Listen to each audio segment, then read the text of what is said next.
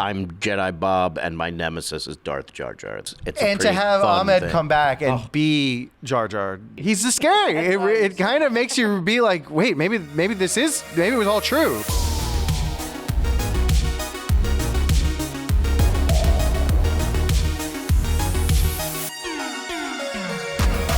So much for joining us in the den. Could you introduce yourselves and your roles for the folks watching at home? I'm Benji Samit. I'm one of the writers and showrunners of Lego Star Wars Rebuild the Galaxy. I am Mike Schmidt from the Philadelphia Phillies. I'm just kidding. I'm Bobby Moynihan.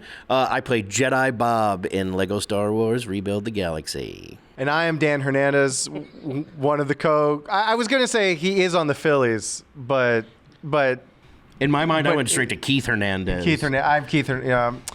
I'm Dan Hernandez. I'm one of the writers and showrunners of Lego Star Wars Rebuild the Galaxy. And you have a super cool Star Wars shirt. And I do have a super cool Star Wars shirt. Thank you for noticing.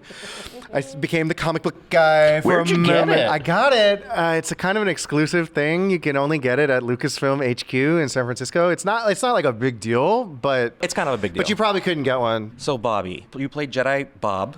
I am Jedi Bob. You are Jedi Bob. Yes. And he has obviously such a huge real-life history in Lego. It's correct. It is a respected legacy. What was it like bringing the man, the myth, the legend to life? It was an undertaking. I respect the gravity of it. I understand the mantle that is Jedi Bob to uphold, and I hope I did it correctly. I take great care and love in the character. I just love the idea of, like, there's 3 different worlds in this character. It's Star Wars, Lego, and then fandom. A fandom that went, this character that came out in a box named Jedi, we have decided that this thing is Jedi Bob and it is worth something. And that, to me, is super cool, and I'm really glad that I get to represent that character. Do you own a Jedi Bob? What a question. I own many Jedi Bobs. I own many different. I may have made a dark side Jedi Bob by myself. This is news to us, actually. I didn't know that. I'll show you pictures. I definitely have an Arctic one now. Arctic Jedi Bob with a jetpack. I brought a Jedi Bob to give away to a fan, but this is my Jedi Bob that I had before I got cast as Jedi Bob, and I brought it to the audition because I'm a 47-year-old man. No, when we were putting the show together, we texted Bobby being like, hey, so we wrote this part for you. It's based on this obscure thing. Like, I don't know if you know. You probably don't know, but let me explain this character Jedi Bob to you. He's like, oh, I know. And he pulled it out. And that carried over to the recording booth where Bobby actually brought Jedi Bob, the minifig, to the sessions, and it kind of became our good luck charm and just a real totem of this actual fandom that the 3 of us have, and the sort of reverence and respect for this, both the Lego and Star Wars and Lego Star Wars traditions. And so it really felt like it was meant to be when Bobby decided to do this part. I'm very happy. I watched the trailer. This is the wildest Lego Star Wars project I've ever seen. Could you guys tell me a little bit about developing and pitching the story? I'm glad you felt that from just watching the trailer. There's so much more in store that, it gets even wilder than what's in there. There's been other Lego Star Wars content before, and the things that we've worked on and things we've enjoyed. We came on early on. Lucasfilm and Lego really wanted to do something special for the 25th anniversary of the partnership. They wanted to do something bigger, more epic, cinematic in scope and feel. And yeah, we had this idea for what if we really make it a celebration of Lego Star Wars, though, even down to the way people play with their Star Wars Lego, where it's just like, you don't just do the story from the movies. The way, give any kid a bin of Star Wars Lego pieces and they dump it on the floor, mix and match it, rebuild it. Timelines get bent together. Good guys are bad guys. Bad guys are good guys. Ships are getting mashed up. And we wanted to recreate that feel of that excitement of actual play. And that's what Rebuild the Galaxy was all about. And using that as a guiding principle, that started to dictate story things, where we said, well, why can't characters who normally would have lived in different times meet each other in this version of the galaxy? They can. Why can't Darth Jar Jar show up? He can't. It really opened up this whole vista of possibilities as storytellers, because we said we're not constrained by anything that's come before, but we're also going to honor and utilize these characters in ways that we've never seen them utilized before and see what happens. So we got to have our own little play sets, and it was just an absolutely unbelievable experience. There's so many Star Wars stories across almost 50 years, but this is one of the first times we've seen alternate universes on screen. What was it like looking into that unexplored territory?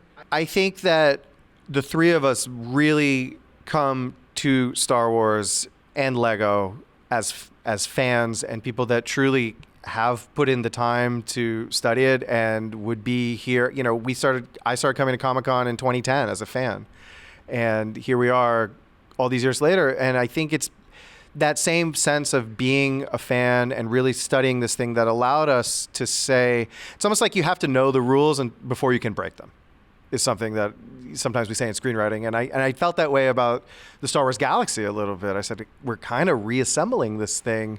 No pun intended. Well, pun intended. It's okay. But we because we knew it so well, we said, okay, what are the points of differentiation that people maybe wouldn't expect, but that when you see it, you go, oh, that actually makes complete sense in this version of the galaxy. And so it was challenging ourselves to find these storytelling modes that you maybe wouldn't expect. And I think that people are going to be really surprised when they see what we got away with and what we were given license to say, hey, yeah, go for it. Don't hold back. As a Star Wars fan, I feel it's hard, very hard to do Star Wars comedy. It can come off as just like, you get it? Remember that Luke's his dad? It's a lot of Star Wars jokes, but this feels like a really funny version of Star Wars. It's a lot of character performances that are hilarious. It's not just like, and then he drank the blue milk, like not just references. It makes it's as a fan, it's absolutely hilarious and to be a part of. We felt it was important that even though there are tons of funny moments in this thing, and it is a very kind of off-kilter version of the Star Wars galaxy, we felt profoundly, it has to be a great Star Wars story. It can't just be jokes and references. It has to be something where you're watching it and suddenly at a certain point you go, is this just a great Star Wars story? Did it catch up? Did they sneak attack me with something that really spiritually feels akin to that feeling of sitting down and watching your first Star Wars thing, whether that is the original trilogy, the prequels, the sequel trilogy. And, you know, I have young kids and this very well may be their first experience of Star Wars. And that was really in the front of our minds as well. It's a real new team going through what the original characters in Star Wars did, but in a very different way and with pre-existing characters that we already know, but in different forms. It's fantastic. I love it. Darth Jar Jar.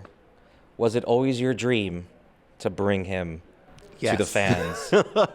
I mean, that was one where, like, day one of us talking about this concept and this idea of, you know, as soon as we knew we were going to mash up the galaxy and do things differently, at the top of the list was like, well, this is the perfect opportunity to see Darth Jar Jar. I mean, it's been like one of our favorite fan theories for all these years, and like just us before we had any success as writers, like we would just talk about this and you know, just nerd out the way anyone does.